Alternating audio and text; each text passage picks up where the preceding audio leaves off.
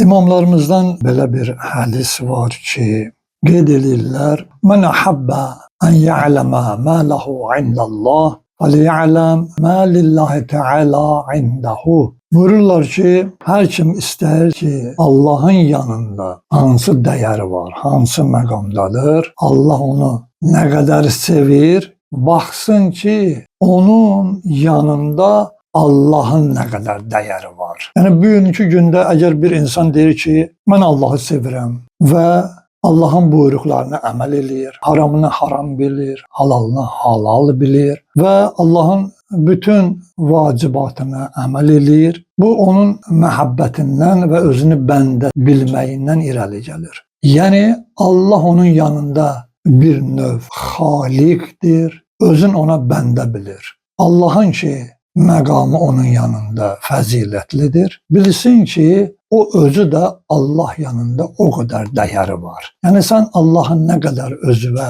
xaliq biləsən, onu yüksək məqamlı özünə bir yaradıcı biləsən, sevəsən və bilginən ki, Allahın da yanında sən bir o qədərsən.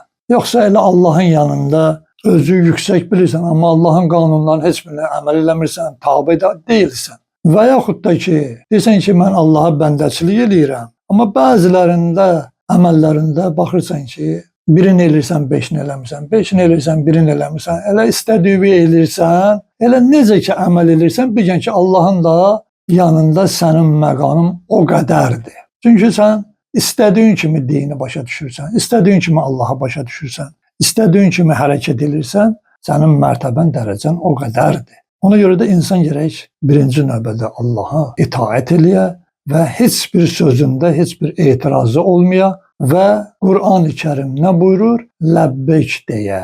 Qur'anın bir hərfinə belə etiraz eləsən, Allah yanında bəndəçilikdən çıxarsan və elə çıxdığın kimi də Allahın yanında olacaqsan.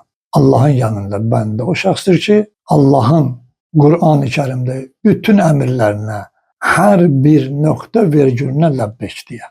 Bu cürə oldun, Allahın yanında bilgən ki, əzizsən, belə olmasa bilgən ki, Allahın yanında elə əqidən qədər də dəyərin vardır.